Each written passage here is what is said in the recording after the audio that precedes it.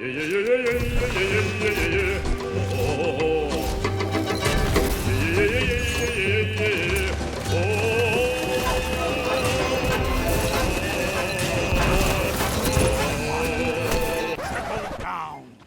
what happened?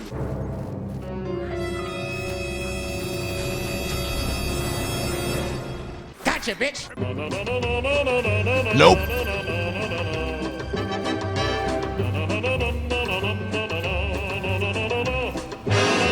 Nope.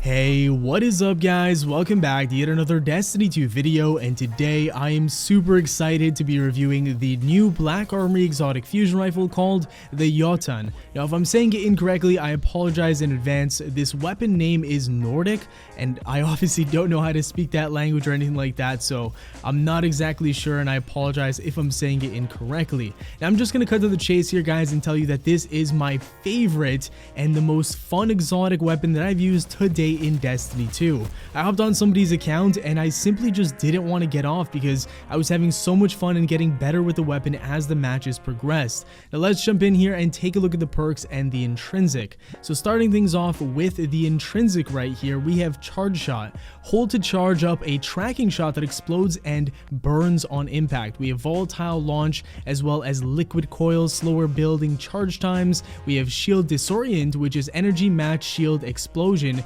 Disorients nearby combatants. That is very good for PvE, but doesn't really have too much of a place in PvP. And then finally we have Polymer Grip. If you also notice here on the right hand side, it has maximum impact, and that range is very deceiving. It's only at about half the bar, but believe it or not, the range on this thing is by far the furthest of any fusion rifle, and this thing kills at ranges that like you'd think a sleeper simulant would kill at. It really doesn't have any limits to the range where it could kill people, which I think is the best thing about this weapon in general.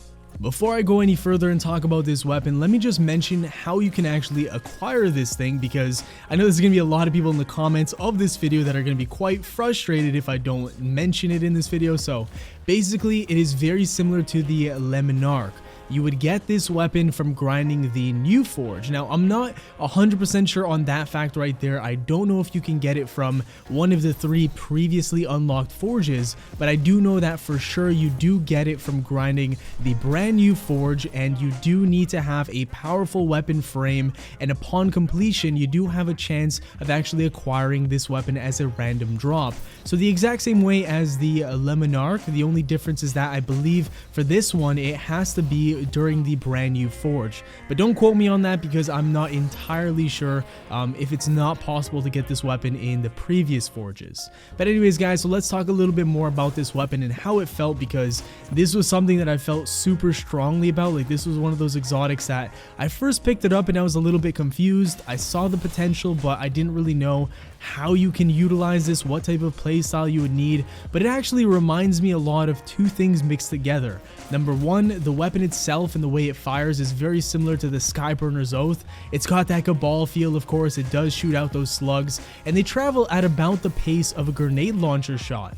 But the thing that's different about this is that, of course, you do have to charge it up.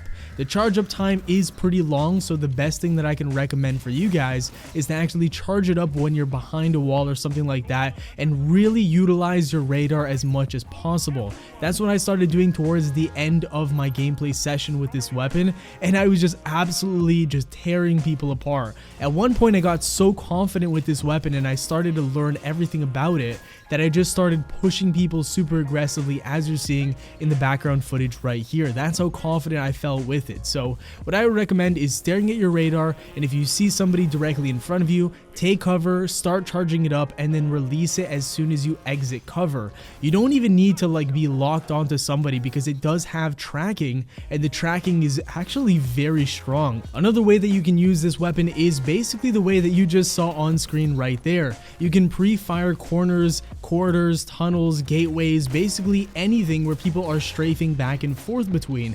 It is fantastic in that regard, and I was actually doing very well with it. Now in this clip right here, you can see that I'm just pre-firing and I'm not even actually seeing the people that I'm shooting.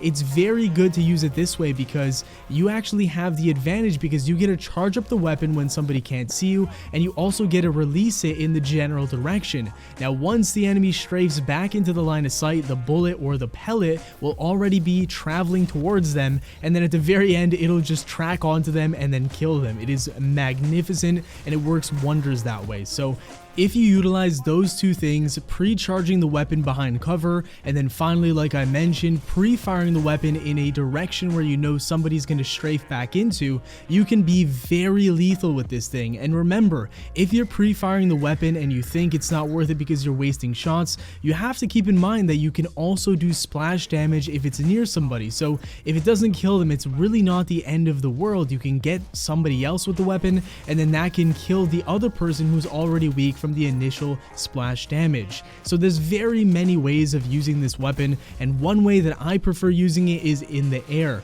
I was playing on a warlock simply because this person had many fusion rifle scavenger perks on their armor, and on their hunter and titan they didn't have any. Now I would have loved to try this on both a hunter and titan. I think it would have been very lethal on both those classes, but unfortunately I didn't get the opportunity to. So once I get this weapon on my account, that's where I'm going to be trying it on, because in the air this thing is just so dominant and super fun to use. Now the last thing I wanted to mention, guys, is that this weapon does have one very small issue, and that is close range. I really would not recommend using this thing up close and personal because it seems as though there's a little bit of a period of time where you have to wait for the bullet to actually start tracking. It seems like in the first 10 to 25 meters, the bullet just goes in a straight line and it doesn't actually start tracking until it hits the medium range. So that's what I would definitely recommend. Use it to the medium and long ranges, and don't use it too up close and personal unless you have to.